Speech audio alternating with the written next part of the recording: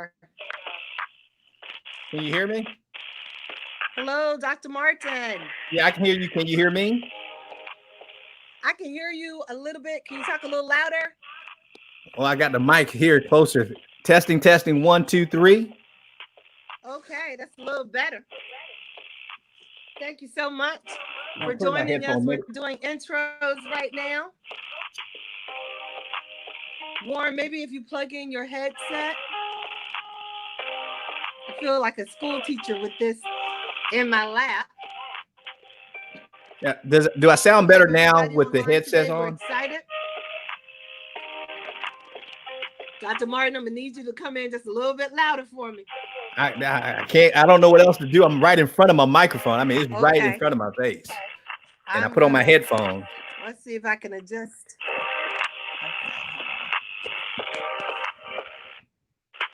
There we go. Talk again. 1, 2, 3. Testing, testing, 1, 2, 3. Testing, testing, 1, 2, 3. There we go. Now I hear you. All right.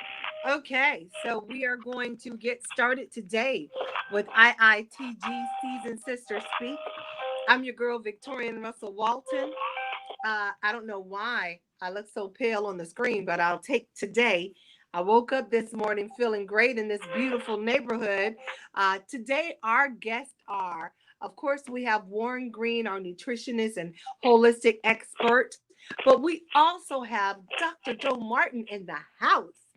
And when I read his bio, I was so excited about him and impressed with him.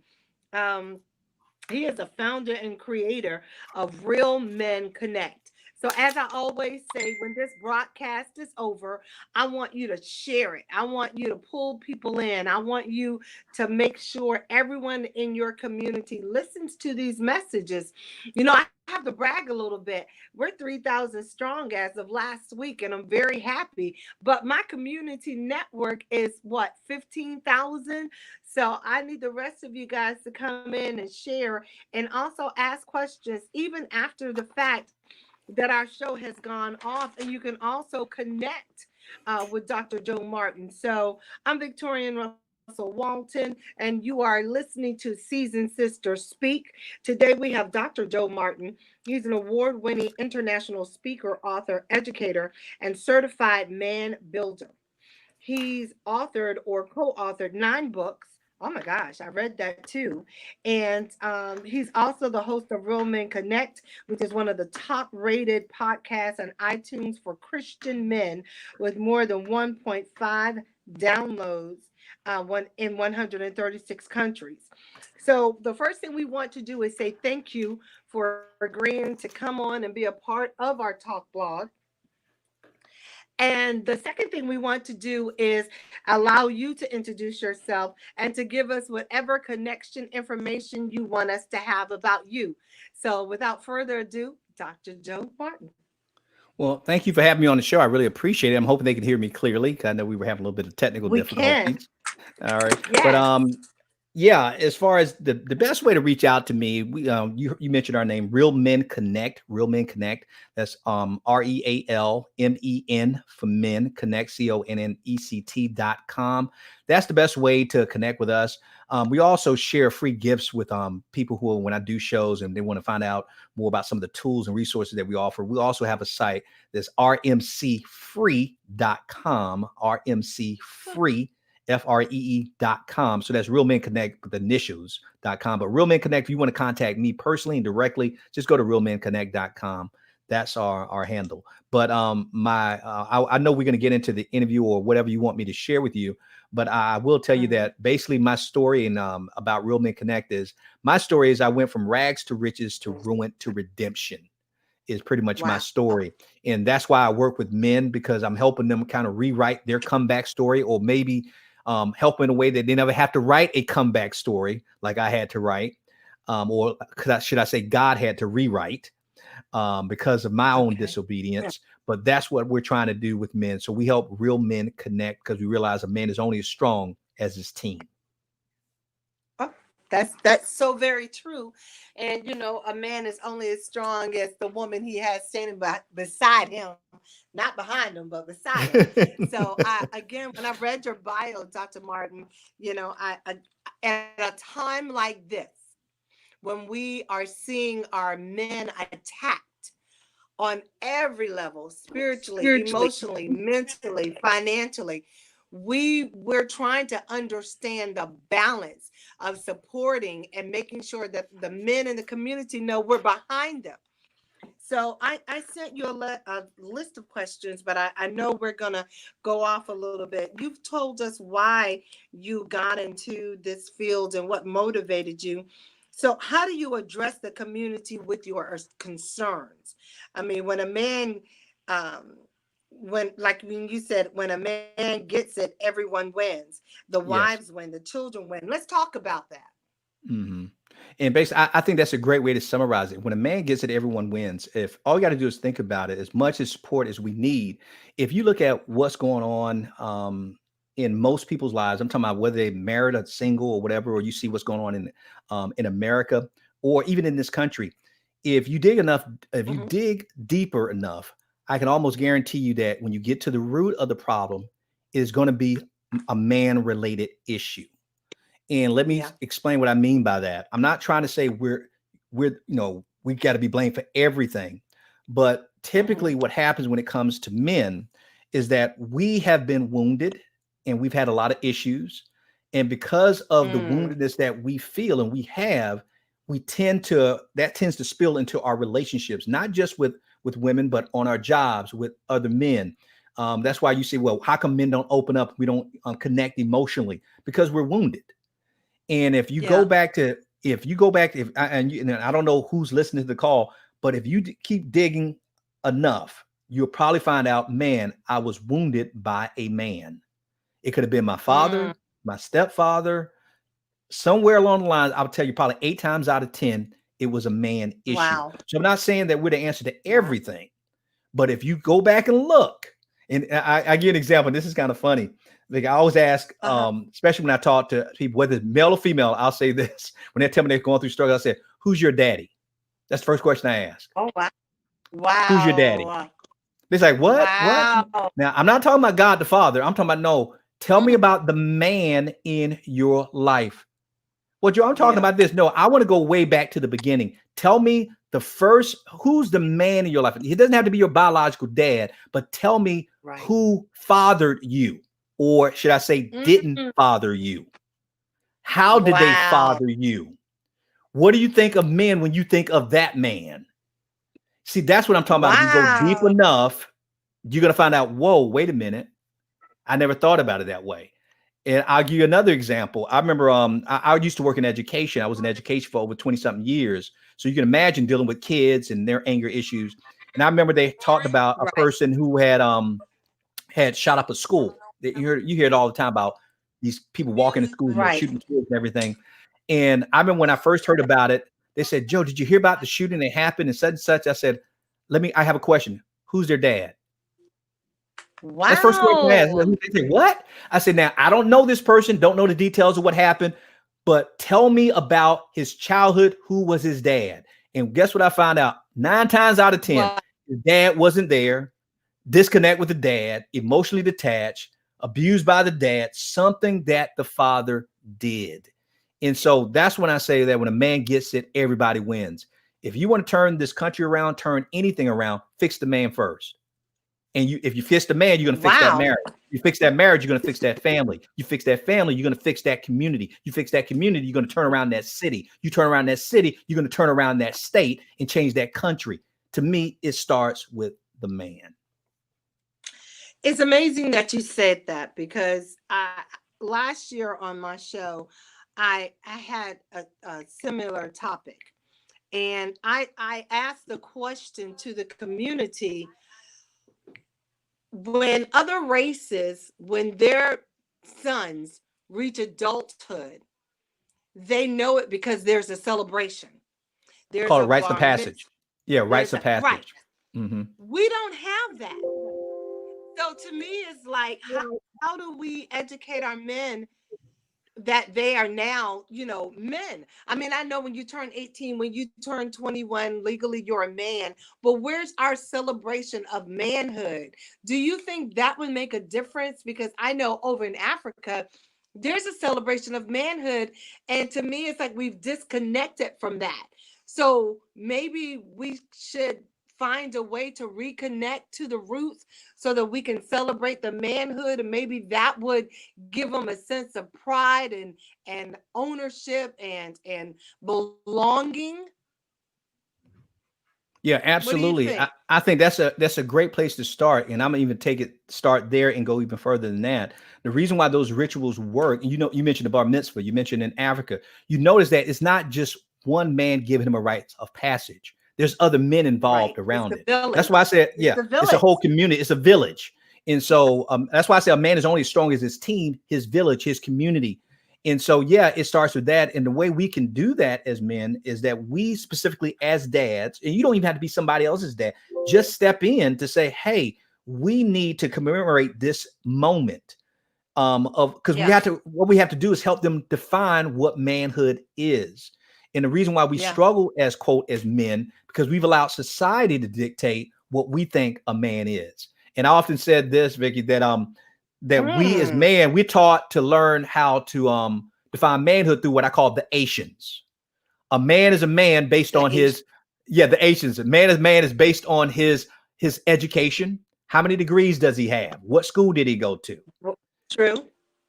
True. His occupation, Very what does he do for a living?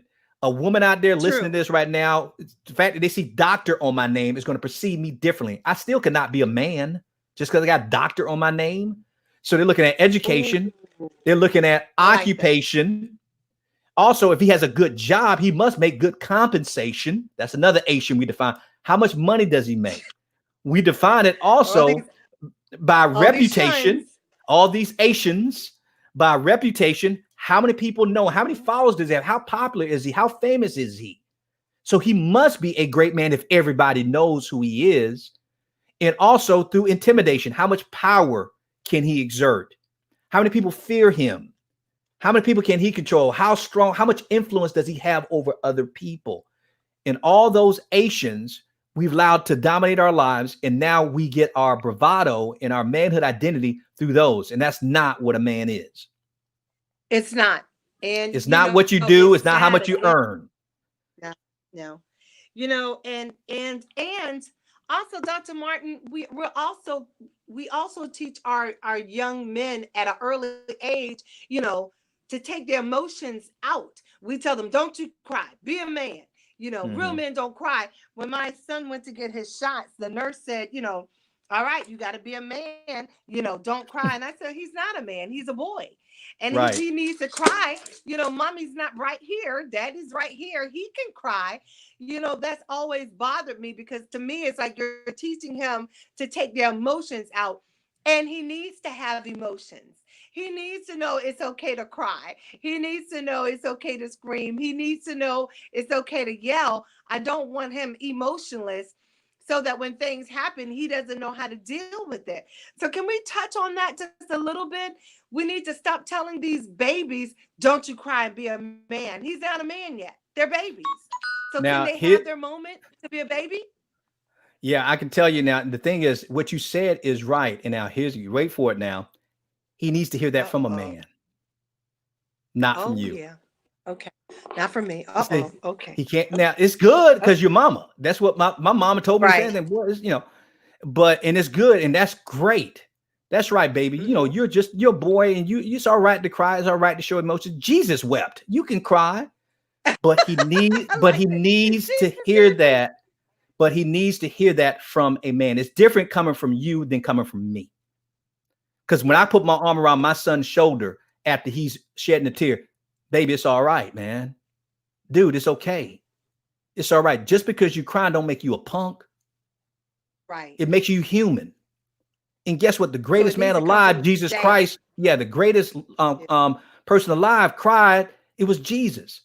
But him hearing it from Mm, me sounds a lot different right. than it coming from you. See, a man needs Wow. another man to affirm him. A woman can never do that for a boy. A woman can Oh, encourage, oh, you hurt but my she feelings. can encourage, but she Right. can't affirm. You're And right. God bless you. You're right. God bless our mamas. We love our mamas. My mama told me I could do Right. anything. I need to hear that from a Yeah. dude, not from mama, because I didn't Okay. think, mama, you, of course, you're going to say that. You love me. You're a woman. What do you know? Last Yeah. time I checked, your anatomy Yeah. doesn't look like mine. So, mama, I know you Yeah. love me, but I need another man to tell me that because I'll believe Oh. it coming from him quicker than I'll believe it coming Mhm. from you. So, I mean, we're getting bombarded with questions already, and there's one that's attached to this, and the lady Mhm. says, "I'm raising 4 boys. There are Yeah, no men. right. My son's fathers, so I guess there's more than one father. None of them will step up. So you're telling me a man needs to affirm them.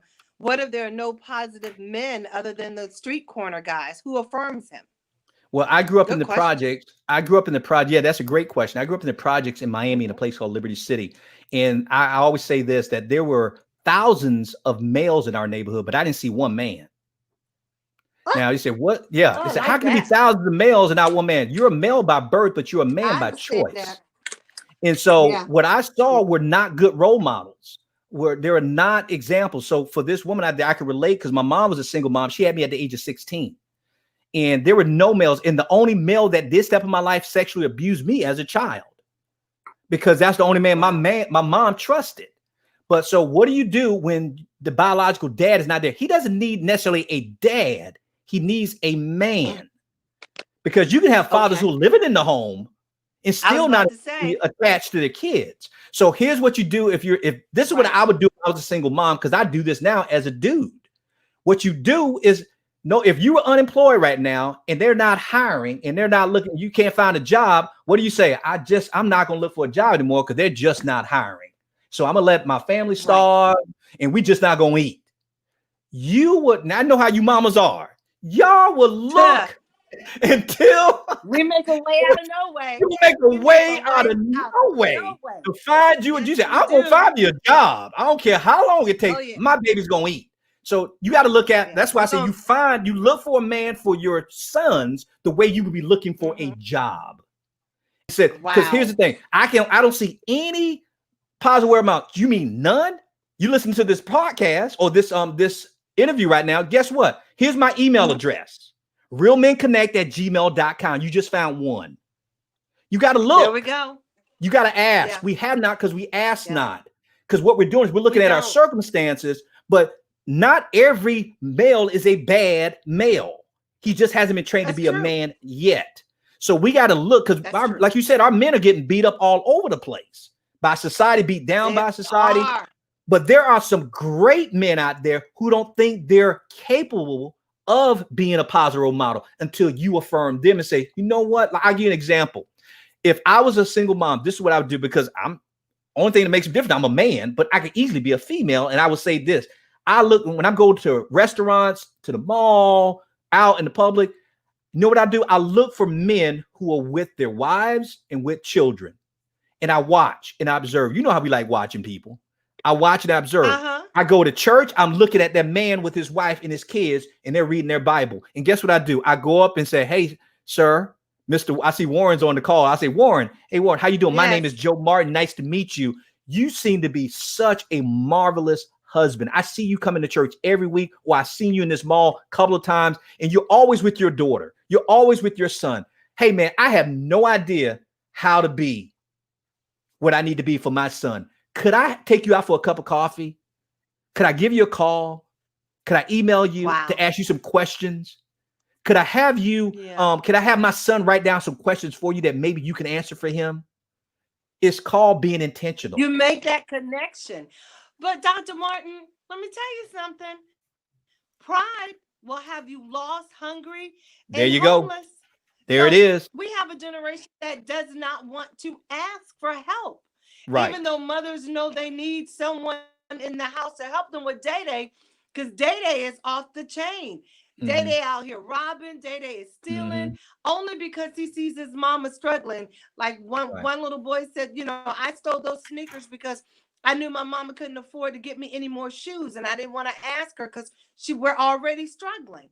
So sometimes, they're doing bad things because we've put that pressure on them, or they know mama is already struggling. We Right. have a cycle that we're not breaking. So I'm glad you said that. But how do we get them to say, okay, look, let me go over here and ask, Miss Dr. Martin to help me with my boys, or to help me with my nephews or my grandchildren, because we now know grandmothers are raising these children. So Mhm. everybody, the village isn't there. Everybody needs the help. That village is not as strong as it used to be. So how do we come out of our comfort zone and put that pride aside and say, help me, please, Warren? Say Well, hi, Warren. can Warren hear I us? can't hear Warren. But the testing. So how do we fix that, Dr. Martin? Well, the thing is, it's not something that we can fix. That's a heart condition. See, I can give you step by steps things we can do, but nothing's going to. What I tell when we teach our men, we tell our men this: there's something called behavior modification, and then there's really heart transformation. And when it comes to pride, that's a heart condition. I can't make somebody humble themselves. The only way you're going to humble yourself is if you are desperate enough, broken enough, tired of being tired. Think about this. Think about this. Nobody wants to beg, right? We don't like begging for anything. Right, But guess what? right. You can tell me all you want to. I would never beg for anything as long as I live. That's not me. I am too prideful. I won't ask anybody for anything. Guess what? You say that now You're because gonna you're be not hungry. hungry. You're not hungry enough. I was going to say you're gonna be hungry. You better, if you hungry, trust me, you'll be out there with a sign saying, Yeah, I'll work for food. And not yeah, because you want yeah. to, because now you're thinking, I have no other choice. But why do we have to be Right. so desperate to get to a point that we will humble ourselves? Is because it's a bad heart condition. So I don't have an answer for that other than check your heart. How bad does it have to Wow. get before you will humble yourself and bow the knee and say, you know what? Please help me. Because I got to tell you, I was that kind of person. I didn't want to ask anybody, man. I was an overachiever. I tell you, I went from rags to riches. The richest part Yeah. was that I had my PhD before I was 30. I was the youngest professor ever hired to teach in the state at the age of 24. Had written several Wow. books before I reached the age of 30. Started my first business at 22. Bought my first house when I was a senior in college. And guess who didn't want to ask for help? Wow. Me. I don't need your help. I got this. Until I ruined a 16-year Yeah. marriage. And it took half my Mm, wealth and almost destroyed my life. And mm-mm. guess what I did? I eventually bowed that knee and said, God, okay, you win. I may Yeah. be highly educated, highly paid, with a great reputation, and I intimidate a lot of folks. But God, right now, how come I still have nothing? How come the stuff that everybody Mm. admires and respects is not making me happy? And now I have nothing, because now I had to humble myself and I had to admit this to myself. Oh, you know how to be a successful male, but you have no clue on how to be a successful man. You better ask for help. Oh. And I Whew. had to ask for That help when I was in my that mid belongs on the 30s. t-shirt, Dr. Yeah. Martin. That belongs on the t-shirt.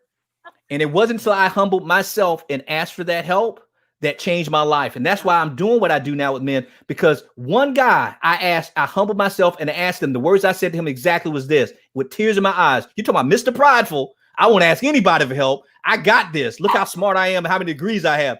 I said this to this dude who had 8 kids. And I said, I know you got 8 children. Would you adopt just one more? Because I don't know how to be a dad. I don't know how to be a husband. And I need a man to teach me. Will you do it? That man has been in my life now for 15 years. And the reason I do what I Wow. do is as a tribute to him. If it wasn't for him, I wouldn't be on your show today.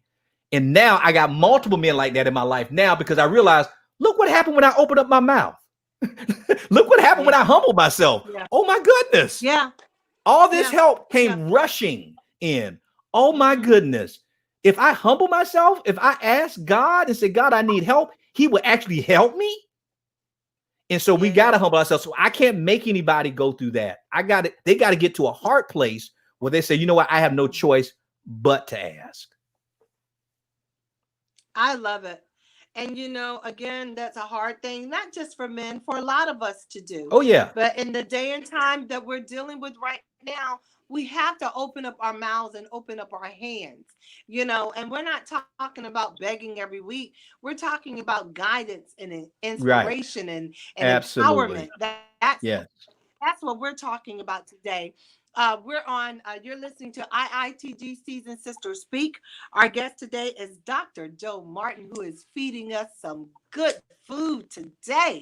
And we have Warren Green that's going to come on and speak shortly. Dr. Martin, there's so much I want to cover with you. And yes, I see the questions and I'm getting the text messages. But what are your thoughts about the Bible concerning what to do? And I love the fact that we're both spiritually grounded.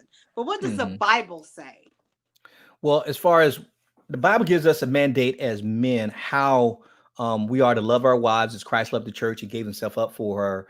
That's in Ephesians 5:25. He's told us what we need to do as a mandate for our children to raise our children in the admonition of the Lord, to raise them up in a way so they won't soon depart from it. He told us that in the scriptures. So we know what to do. The question is, we don't know how to do it. And we have to follow and model other people. But when we talked about the Asians defining manhood, first of all, we got to get men to redefine what a real man is. And the way I tell them that how I don't define manhood, I decided to look at the perfect man and say, okay, what can I learn from his life on what it takes to be a man? And this is what I learned from looking at the perfect man, which is Jesus Christ. And I noticed whether you're a Christian or not is immaterial. No one would deny that Jesus was a great man. Nobody said he needed to grow up. He needed to mature. No, nobody told him that. Right. So we know that. So, but let's look at, and there's 4 things that if what I define as biblical manhood based on Jesus' life's Christ. Here's one thing we notice about Jesus. We notice that are now a real man. If he's a real man, he leads his family spiritually. Now you said people say if Jesus wasn't married, he didn't have any kids. He had his disciples. That was his spiritual family. Even the example he set for his mom and his dad and his siblings, he was showing them by his example. He was leading his family spiritually. And we know this from the text because Jesus says, I only do what the Father tells me to do. Because remember when his mom was looking for him and said, where were you? He said, I was about my Father's business. Yeah, I was about my Father's business. I'm about my Father's business. Mama, I love you. I love you, but it's all about him. So he got to lead spiritually. So a real man leads spiritually. Here's the second thing that I learned from Jesus, looking at Jesus' life. You love and serve others sacrificially. You want to be a real man? Not only lead your family spiritually by the example that you set, love and serve others sacrificially. That means he accepts responsibility. He takes care of his responsibilities. He doesn't make excuses. Where he's leading his family spiritually, that's avoiding passivity. When he's loving others sacrificially, that's him accepting responsibility. And think about this. Did Jesus love and serve us sacrificially in others? Absolutely. He gave his life for us. Here's the third thing. A real man leaves an eternal legacy, not just a financial one. An eternal legacy, a legacy of faith for his family. Think about this. We never met Jesus personally. You're talking about over 2,000 years ago, but we're still talking about him today. Why? Because of his faith. Because of his faith. Now, people say, well, that's Jesus. Well, let's look at 2 other men, Adam and Abraham. When you think of Adam, what's the first thing you think about it? He blew it. That dude got us all in trouble because he couldn't keep his hand off that doggone fruit. Now, you know what's sad about that? Isn't that unfair to Adam? That's the only thing we remember about him. Adam could not have been all bad. But that's the only thing we remember about that dude. And that's not fair because that's the legacy that he's left behind. Now, when we think of Abraham, what do we think? Father of faith. And everybody just brags on how great Abraham was. Have y'all read about Abraham? He was a coward. Was something else, wasn't he? That's right. He lied. And I'm thinking, wait a minute. Abraham had some problems. Abraham had problems. He had issues. I'm thinking, but how can we only remember him as the father of faith? Because that's the legacy that he left. In spite of his faults, you don't have to be a perfect man. But what will you be remembered for? A real man is remembered for the legacy of faith that he leaves behind. I hope that my wife would say That's Joe was a true. great husband and my children say he was a great dad. But what I want them to say more than anything else, that man loved the Lord. And boy, the reason why I follow Jesus now, because he led me to him. I want to be that example. And Wow. here's the fourth thing. This is where we're dropping the ball and why we're having problems today, because we missed the fourth thing that Jesus did, and we didn't even pay attention. He told us this explicitly to do this as men, and we didn't do it. A real man teaches other men how to do the same things we just talked about. He teaches a man how to lead his family spiritually. He teaches another man how to love and serve others sacrificially. He teaches a man how to leave a legacy of faith. Now, I said Jesus said this explicitly. Go to Matthew 28, 19, and 20. Do you know it's the last words Jesus ever said before he left the earth? When you ask people, what was the last thing Jesus said? They said, oh, God, forgive them. You know, they don't know what they do. Or they say, oh, take me up and deliver me into your spirit. That's when he died. That's not the last word he said after he was resurrected. Thank God for the resurrection. Because we're talking about a risen Savior, not a dead Savior. A risen Savior. But when he came back, he spent time with his disciples. He spent time with other people. They saw him. Over 500 witnesses saw Jesus Christ return. Now think about this. He's getting ready to leave. And he says, here's my last words to you. Now you would think if we're getting ready to leave somebody and we're never going to see him again, don't you think we're going to weigh our last words? We're not going to waste them. Yeah. I'm not going to tell my son, my last words to my son is the trash goes out on Thursday. Don't forget, don't let your mama have to take the trash out. I'm not going to tell him that. That's not going to be my last words to my son. But check out Jesus' last words to his son, to us. He says, listen to me. All power has been given to me in heaven and in earth. Y'all come in. Go make disciples. Yeah. Go make disciples. Teaching them to observe everything I've taught you. All the commands I've taught you. Teach them. And you will be with me in eternity to the end of this age. Go to all the nations, baptize in the name of the Father, the Son, and the Holy Spirit. Teach them to observe everything. Go teach others, disciple them. That's where we've dropped the ball. Yeah. We're not making disciples. Now, what does that have to do with compensation, reputation, education, intimidation, or occupation? Nothing. But Jesus focused on those four things: leading, loving, leaving a legacy, and teaching others how to follow his leadership. Love it. Love it. You're on IITG Seasoned Sister Speak. If you're just tuning in now, we have Dr. Joe Martin that is just giving us enough to lead our men, to guide our men, to inspire our men, to empower our men, and to help them walk in a more positively light, and to give them something to hold on to, and to give them some instructions. Dr. Martin, tell them again how to get in contact with you. Yeah, they can go to our website at realmenconnect.com, realmenconnect.com, or they can get one of our free resources if they go to rmcfree.com. That's rmcfree.com. And through that website, they can always reach out to me. I respond to every email. I make myself available. That's why, because I don't want any man or any woman out there to use the excuse, I didn't have a place or a resource for my son, for my brother, for my nephew, for my cousin, for my dad, for my whoever, because we mentor and coach and disciple men from as young as 19 to as old as 63. That's who we have in our community now. We can take older or younger, but we have worked with these men because they've humbled themselves to say, you know what, I need help and I need to do it in community, and we're making that safe place for them to do it. So please reach out to me if they want to do that. I love it. I'm waiting on Dr. Martin to come up with an African ritual dance to lead them into manhood. I'm going to be a part of that next year with bringing the drums in as we celebrate our men. But this is the part of our show where we have Warren Green come on, and Warren normally comes in and tells us about nutritional health and being mind healthy and immune healthy. So Dr. Martin, meet Warren Green. Warren Green, say hello to Dr. Martin. And Warren, hey Warren, how you doing, brother? Doctor, I love what you said. Thank you, sir. Okay? Yes, sure can. I came out of the South. I came out of the South Bronx, and I'm pleased to share this platform with you. Of course, I'm 80 years old or 81 years old, I should say. You look great for your age. Oh my, Warren, you look great for your age, Doesn't man. I he? thought you were my age. Yes, he does. Oh my And like I goodness, what said, you eating? I came out of the South Bronx. Understand that? Yeah, Now, I've been there. I've been to the South Bronx. Yeah, I've been there. I grew up there. In fact, I grew up with Colin Powell and the whole group from the Wow. South Bronx. But I wound up in agriculture, and as I was telling Vicki, as we speak a lot, I'm all about.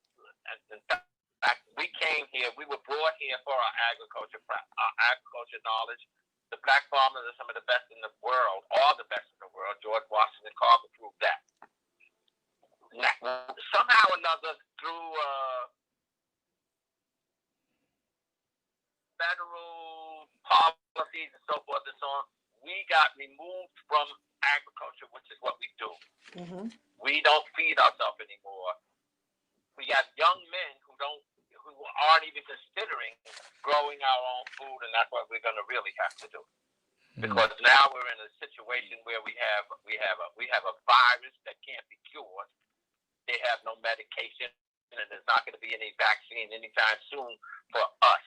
The only thing that can protect us is our immune system, and we have to protect that. Mm-hmm. So we have to know. And over the last 4 or 5 years, I've written in my articles, Health and Nutrition Strategies for cancer survivors and everybody else. I forgot to mention that I was diagnosed with cancer in 2005, mm-hmm.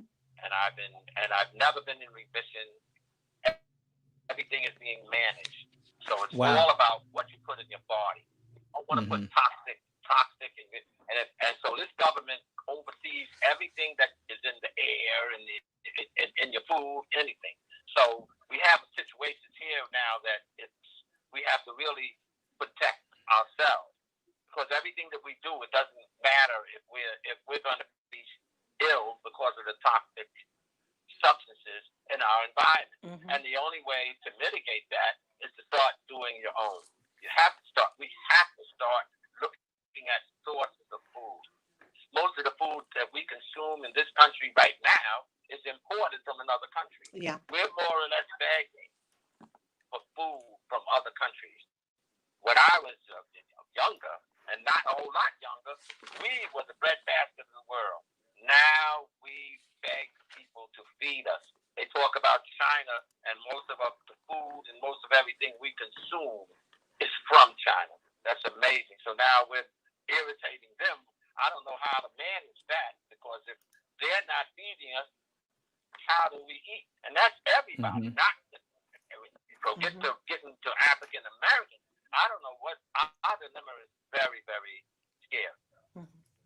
I'm saying, and it's my position, that we have to start, and I'm making that a priority in everything I do in all of these platforms I share. We have to start feeding ourselves, and we have to really get back to our roots and understand that if we have young men out of work, then maybe the churches and the institutions they go to start a garden. Start feeding each other. We have to feed each other. We have to start growing. Yeah. That's what we were brought to this country for. We can't be eliminated from this. And like I said, some of the best on earth were African Americans. Was the African American farmer, or the African farmer are the best in the world. They talk about all of these COVID all over, but you never see nothing about sub-Saharan Africa. Research it. You don't see outbreaks, you don't see anything. You don't see very much in the Caribbean. Wow. No. Mm-hmm. You don't. Wow. Well, we were the backbone when it came to agriculture, and maybe that is something that, some man's organization can take up, with starting gardens and growing gardens. And, maybe, I know there's lots of grants out there for it. It's not my expertise, but I'm definitely learning more. I'm definitely understanding more. And maybe that is a way of the community to bond again. So, Warren, we always thank you for your insight. We always thank you for your tips. I love it when we have conversations because I always learn something different. So Warren, tell them how they can get in contact with you. I guess the best contact is my email is warreng9241@hotmail.com. Mm-hmm. I can be reached on Facebook, Warren Green, I'm all over the place. He is. But email is warreng9241@hotmail.com. I'm retired. I'm quarantined. I got all the time in the world to answer any questions anybody wants. Now is a good time. Now is a good time to talk to Warren because, like you said, we're all home. We're all quarantined trying to find things to do. So definitely now is a good time. There's a movement happening with black farmers and everything else. I guess this fellow Benjamin Crump is now helping some of the black farmers because of that the lawsuit that they had, and I guess there's going to be more. And I think it's a movement. I think that's going to happen, and I think that we need to start. I think they need to start with some of the religious institutions so they can start. If they have any land at all, grow something. Get these young men involved. Get them to grow food. Grow. I agree with you. They're growing weed all day, so put some watermelons and apples and oranges out That's there. Right. You can grow weed. You can grow anything. That's so right. That's you might as well right. put it to some good use and make some money, right? So Warren, thank you so much for your tidbits. We appreciate it. As always, I always learn something from you. Our next class, because Warren and I have an educational class, is October 20th. And then on October 24th is our first virtual Pinky Party online breast cancer class. Make sure you register. First virtual Pinky Party. It's going to be a party. We have Sylvia Tremor Morrison, who's the first African-American writer, female for Saturday Night Live. We have Pastor Jamie Russell from St. Paul's coming in. We have Lyndia Grant from Radio 1, Glenda Kusar from MedStar, Kyle Williams coming in, my massage therapist. Warren Green will be there. We have Ramunda Ines that will be there, my holistic specialist. Your girl will be there. I should have pulled Dr. Martin in, but we're going to do something in December where we can pull him in and get him teamed up with Warren. And that's going to be something. I can tell we're going to have to put some extra hours on the clock for that one. So Pinky Party, October 24th, 10:30 a.m. to 2:30 p.m. We're excited about that. So thank you again, Warren, for coming in and blessing us with that knowledge. Dr. Martin, I want to lead in with you. You said Real Men Connect is an online mentoring and discipleship community for Christian men where we help good men become great men. I love that. When I read that in your portfolio, I said, good men become great men because they are good men. And just like you said, some men are just lost. Like when Warren came up, men had certain standards. They wore their suits. My daddy used to say, they knew the country boys from the city boys because their shoes had mud on them. So the country boys used to always make sure they cleaned their shoes whenever they went somewhere because the city girls wouldn't give them a chance when they saw the mud on their shoes. So even now, we've got the pants sagging and we've got, Day walking down the street with a joint hanging out his mouth. Good men, they're good guys. They just don't have the guidance. So how do we lead them to asking for that guidance? We talked about that, but what can that mother say to get her child to say, look, son, I've asked you 1,000,000 times to pull your pants up. I've bought you a belt. I bought you safety pins. I know your clothes fit. What do you tell that single mom that just needs just something to hold on to let her know I got a good son. I just need him to get great. And this is how I get him to be great. One word, exposure. He can't be anything he hasn't seen. The problem is we're bombarded in society with so many different images of what manhood is supposed to look like and to be like. Yeah. But he needs to be exposed to something different. Like I told you before, it's great that she can say, hey, pull up your pants, or do this and do that. But what's better than that is for him to see an example of a man who she respects and admires and who others respect and admire, and to say, wow, son, what do you think of that? See, I'll give you an example. When I was a professor, one of my colleagues, I was his professor. She was like a guidance counselor, and she tried to get him to cut his hair because he had his hair all crazy. He had dreadlocks when they were back in. Remember dreadlocks back in? And so she calls me up and she says, Joe, I need you to talk to Matt. I said, what? He says, tell him to cut his hair.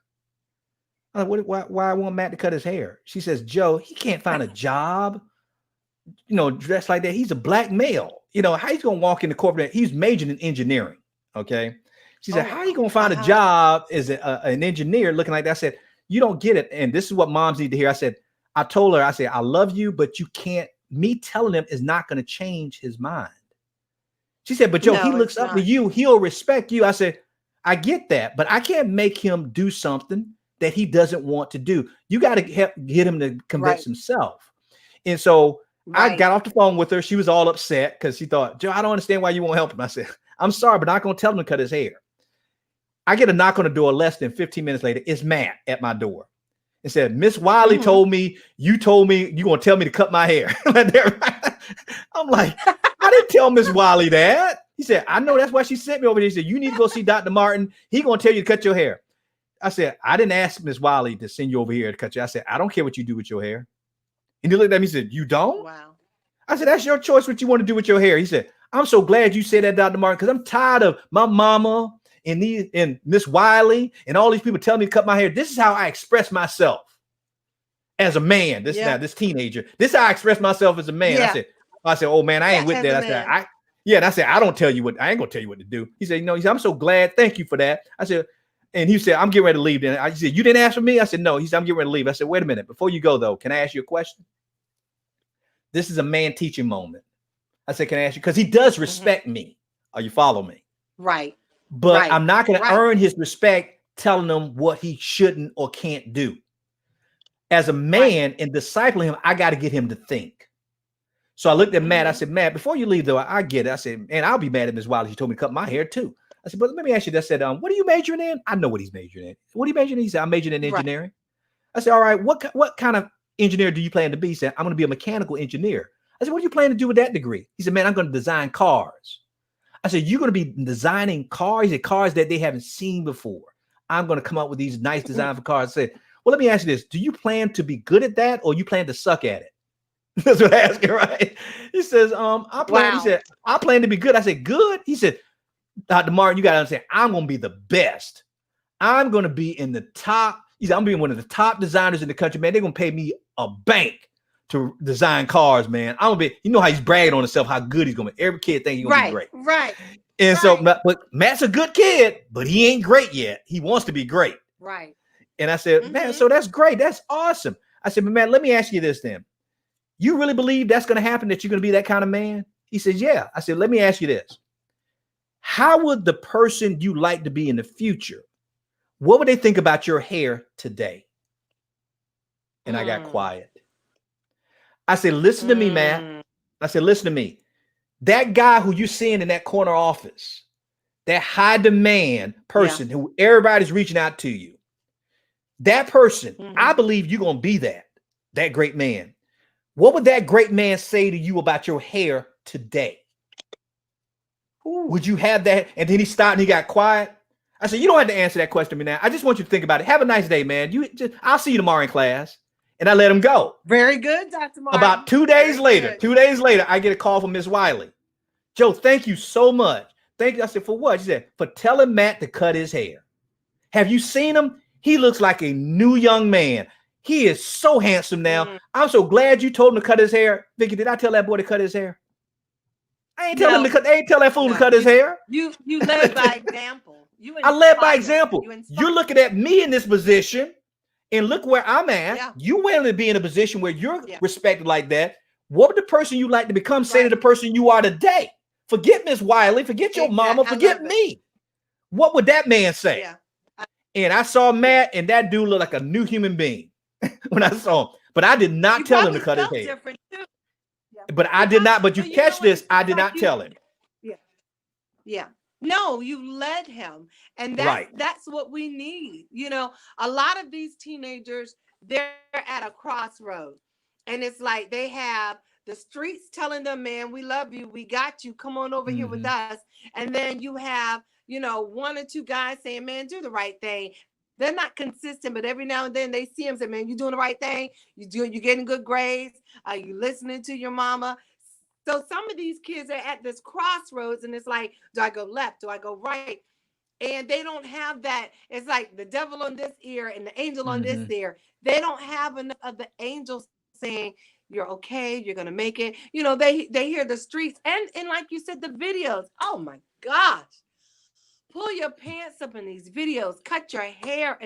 It's like they wake up and do this to their hair. And, okay, I'm not even going to comb it. I'm going to walk out like this. And I saw one guy, he had to hold his pants. He couldn't even walk, Dr. Martin. Warren, he was holding his pants trying to walk down the street. And I wanted to yell out of my window, why don't you just pull him up? Just pull him up. But Vicky, here's the thing. But Vicky, here's the thing we struggle with. Do you know, I'm 52 years old now. Do you know, and I've been in education before I got into doing this 5 years ago. I've been in education for over 20 something years. You know, I've never told a young man to pull up his pants ever. Because I won't, because he's doing it out of his defiance and his resistance. Right. Listen to what I'm telling mamas. Right. Stop telling them what you got to do is you got to show them by example. Give them example. Right. Now, guess what? But no young man has ever come around me with this pants sagging. And I've never told him not to. Okay. Why is that? Right. I respect Joe Martin enough to know he wouldn't do this. Yeah. What would he think of me if he sees me? I never told you not to. I don't care if you wear your pants sagging down your ankles. That's you looking like a fool. Yeah. But you're not going to see me do it. I've never had to tell my own son, who's now 24 years old, how to dress, what to do. He's looking at his dad. Remember I told you, who's your daddy? That's why I asked, who's your daddy? Who's your daddy? Because my son knows I'm not a perfect parent, but what he sees is that I want to be that kind of man, a man of integrity. Yeah. A man who is respected, not based on intimidation, based on how he treats people. So I never had to tell my son, don't do drugs. I never had to tell my son, don't drink. I never had to tell my son, don't pull up. I never had to say that. Watch me. Do what you see me do. Act the way you see me act. Respond the way you see. Allow yourself to watch what I do. You know, my son's 24 years old now. He still won't curse in front of me. Still won't do it. Because he respects his dad too much. He said, my dad doesn't speak that way to me. He can talk to his friends any way he wants to. That's him. Yeah. But he knows, you know, I'm going to treat you the way I want to be treated. And so I'm telling moms, I know it's hard. But let your sons show them examples so they can make the choice for themselves. Because once they make the choice for themselves, you will never have to tell them, don't do that. They'll know better. Wow. My mom never told, my mom even told me. Yeah. I think that, and that's also the error. Like my mom, you know, 4'9", little tiny woman, but we were terrified of her. My mom's same size. Yeah. When she would call and use our real names, we would call, my sisters and I, we would call each other, what did I do? I mean, we're 50 and 40 and 30, and we're calling each other, what did I do? Mommy just called, and she said, Victorianne Russell Walton, call me back. And it's like, I called my sister, what did I do? Did you hear something? I didn't do anything. And I'm thinking to myself, I'm a grown woman. You know, I'm you know, but then, you know, and then that fear steps in like, Martine, did you hear? Mommy wants me to call her. Okay. I said, she called me by my first name. She said, well, what did you do? I said, I don't know.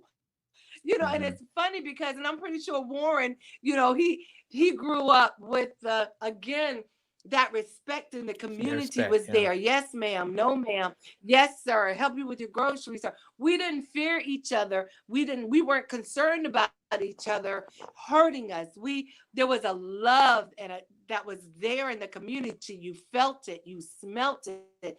You heard it. And these babies, they won't know what we had. But one of the questions we also said was, what do you say to the community to keep it spiritually grounded? I'm glad we led up to that. Mm-hmm. What do you say? Because you said God made you on a purpose and for a purpose. I love For a that. purpose. Yeah. That he made you on purpose for a purpose. And I'm gonna make this super Mm-hmm. simple. What can we do? Because Yeah. I get asked this question by a lot of men in our group. Joe, how can I spiritually lead my family? Mm-hmm. Joe, how can I be a better role model to my sons or my daughter? Joe, how can I be a better husband? I said simple and plain. Be an example, not an excuse. That's it. Ooh. Be an example, Ooh, love it. not an excuse. Be the example. Show them the example. Stop telling them and show them.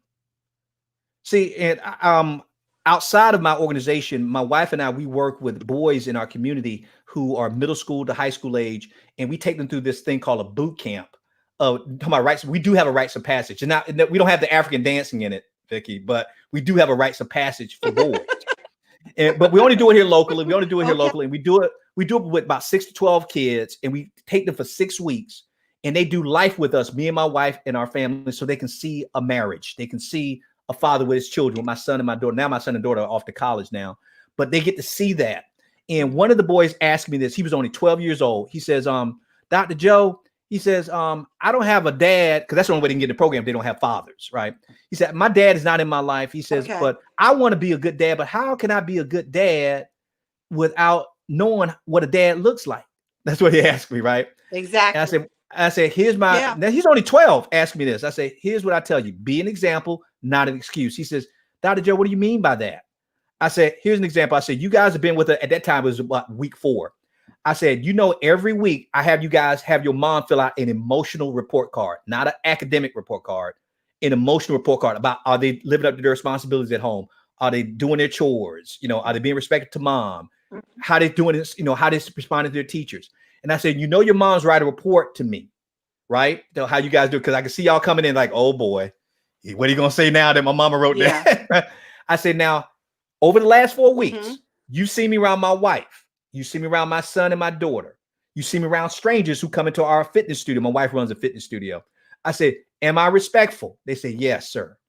I said, have I treated you with respect? Yes, sir. Because I always answer my boys, yes, sir. When they ask me, Dr. Joe, can I do that? I said, yes, sir. They said, why are you telling little boys, yes, sir? I'm showing them what respect looks like.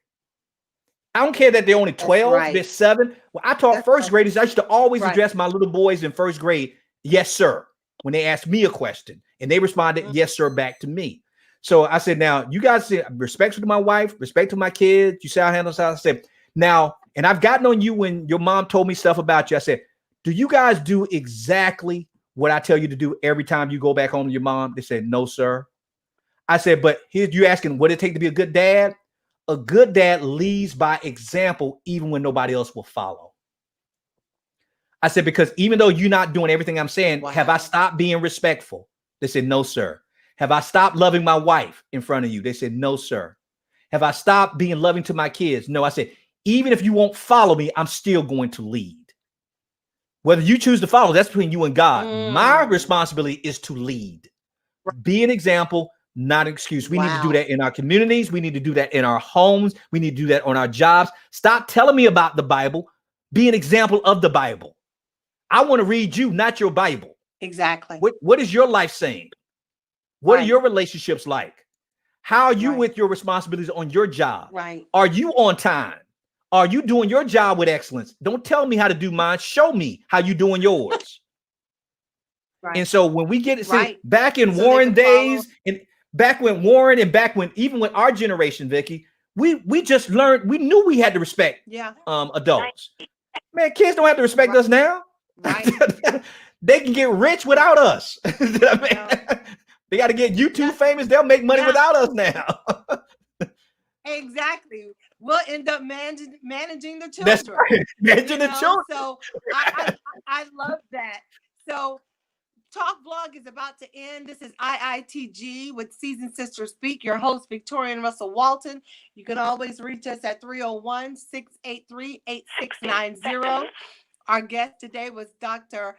Joe Martin, who gave us so much great information. We're going to continue on Facebook Live, and we had Warren Green come in and talk about agriculture. We're going to replay this and repost this show. We thank you on Talk Blog Live for tuning in and sharing. My goodness, you guys are really sharing, and I love it. Again, thank you to everyone globally that's listening. We have a huge audience in Japan. I don't know why, but I love it. Konnichiwa. So we thank you, everyone on Talk Blog, for tuning in, and we're going to continue with. Right now, we're going to continue with Facebook because we have a few more questions.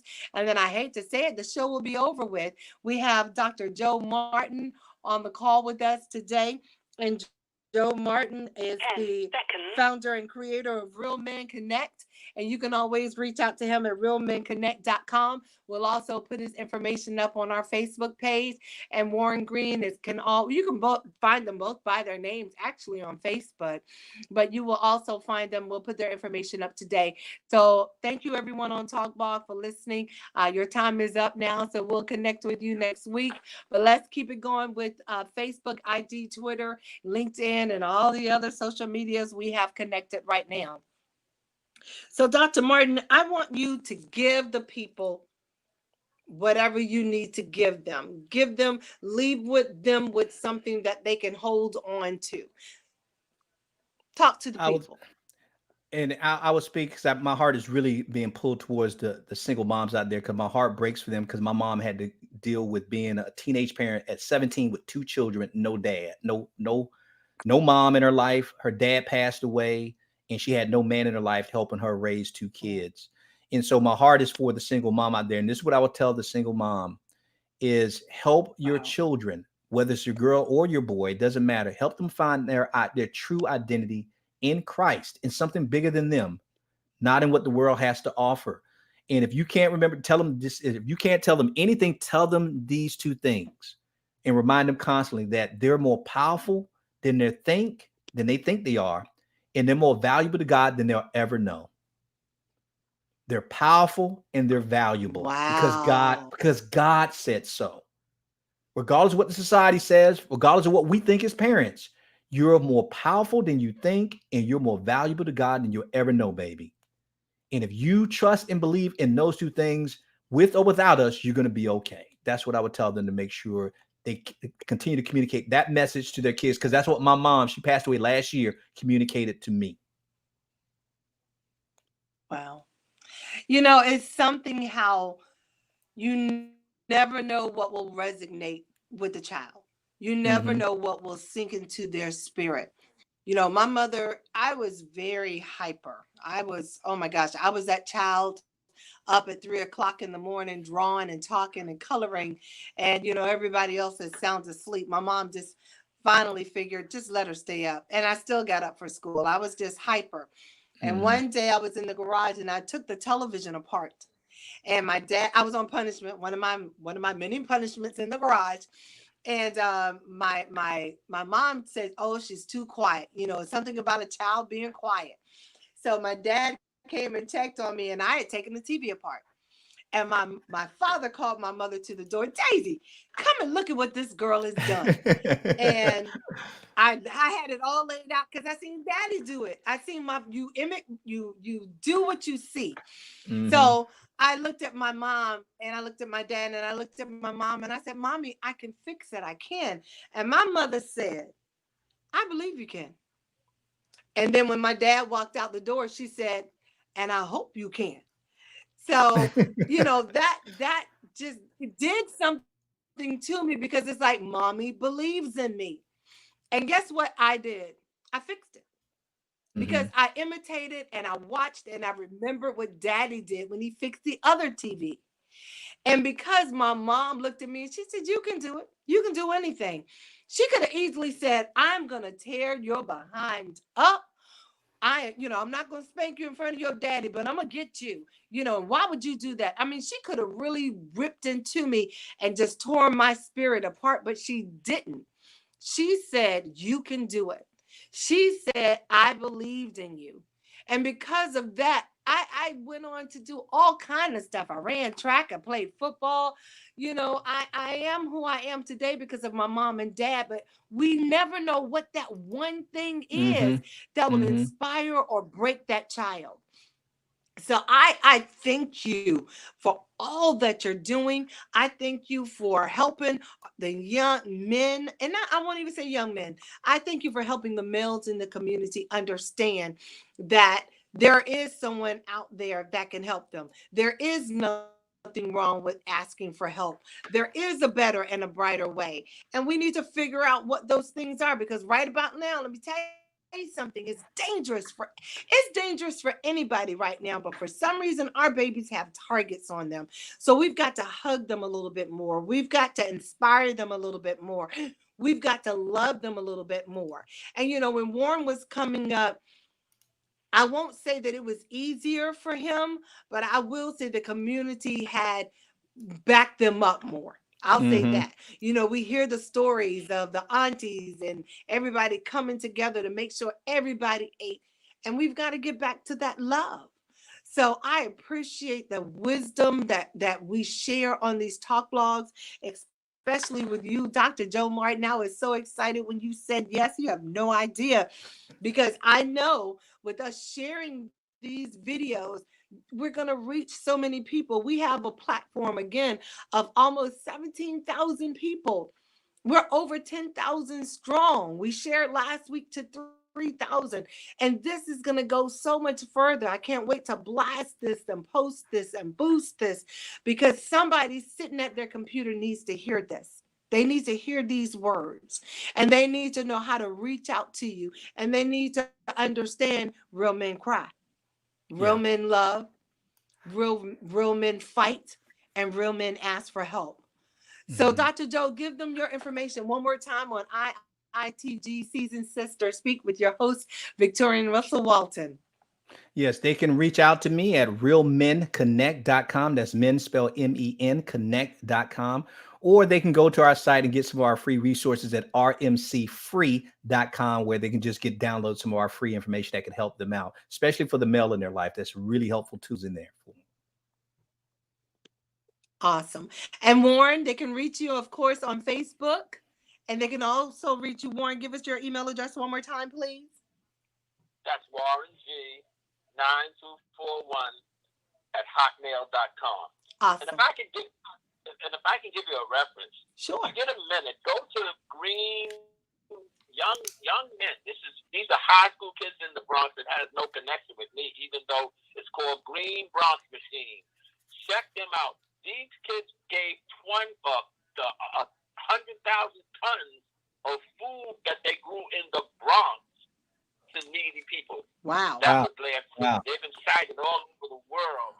The Green Bronx Machine. Got Google it. that. Take your phone. Ask about it. It's an amazing group of high school kids. Well, we'll definitely check them out, and maybe we can get them to come on the show, and we can do another agricultural show. I love it when we have positive stories in the community, because we don't have enough. Our children see shootings and car thefts and rapes and murders, and we're doing some great things. I think Ty Tribbett wrote, "It's good in the hood. It's good where we live. We're doing some great things." Look at Dr. Martin. Look at Warren Green. Look at your girl, Victorianne Russell Walton. There's some great things going on in the community, but it's up to us to share it. Stop sharing the bad news and start sharing the good news. And the good news is there are some great people doing some great things, and we need to let everybody know what we're doing. So if you're doing something great in the community, reach out to me so we can shout you out. I want to shout out Pilgrim Rest, Mary Brown's Church, and the Pennsylvania Avenue Baptist Church has a food bank. They give away some awesome containers of food. You just have to come there, get in line, bring your bags if you want to. There's some great food banks going on. Now, let me tell you something. Don't be too cute. You can't get in this line and then you're homeless and hungry at your house. Okay, your kids looking at you like there's one hot dog and there's 6 of us. All right, you can cut it 6 ways, but it's not going to feed everybody. Get in line and get you some beans and some canned goods, because let me tell you something. It's about to get tight for us, okay? It's about to get tight. So store the food house so that you don't have to worry at the last minute. There's nothing wrong with you getting in line at a food bank. And if you turn around, I bet you some of your neighbors are right behind you, okay? And if not, tell them, whoever got a car, everybody get in the car. Let's go down to the food bank so we can all eat. Don't be so cute that your children are in the house hungry, okay? Cut that out. Dr. Joe Martin just told us about that pride thing. We have to live by example. Okay, don't think your girl won't get in a food bank line. Oh, yes, she will. I'll take care of my husband and my son. All right, pride will not have me trying to cut a hot dog 6 different ways. That's right. That's crazy. But I thank everyone for coming onto the show. Dr. Martin, you were awesome. Warren, you know you were the bomb. But Dr. Martin, I thank you so much. Again, I can't wait to share. I expect everyone to share. Thank you, everyone, for having a watch. Thank you, everyone, for tuning in on the conference calls. Thank you, everyone, globally. Again, konnichiwa to Japan, and to everyone listening in. Dr. Martin, if you ever need me, you know how to reach me. I appreciate you for all that you're doing, and you're doing an awesome job. I'm so glad that God has blessed you and have you walking in your empowerment. So you can tell this is what you do, because when you talk about it, your face lights up. So we can tell you're not. Thank you. Thank you. I love it. I love it. I love it. No, thank you so much. You can tell. You can tell. So these are our guests. I can't believe an hour is up already. I am your host on IITG Season Sister Speak, Victorianne Russell Walton, aka Maryland's Big Diva, coming at you. And we can't wait to come back next Thursday to talk about more topics in the community. If you've not registered, register to vote. Vote, vote, vote. Come on, people. Okay. And I don't care who you vote for. I'm not telling you who to vote for. Okay. You just get out there and vote. All right. Do the right thing by yourself, by your family, by your community, and vote. Okay. We can still disagree and be friends. I'm okay with everybody. All right. I tell people all the time, I don't need to talk to you. I have enough sisters. So, but I will. And let's have a conversation about it. So thank you again, everyone. This is Victorianne Russell Walton, IITG. Say goodbye to the people, Dr. Martin. Bye-bye, guys. Thank you so much for having me on the show. God bless you guys. Thank you. Say goodbye to the people, Warren. Thank you, and thank you for having me, and thank you. Thank you, everyone. Until next Thursday, 1 o'clock Eastern Standard Time. Same bat time, same bat channel. Your girl, Victorianne Russell Walton. Be good, be healthy, be whole. Bye, everybody. Awesome show. Awesome show. Thank you, Vicki. Anytime. It was a pleasure. Yes. Thank you. Yeah, anytime. Awesome. I gotta get out of here.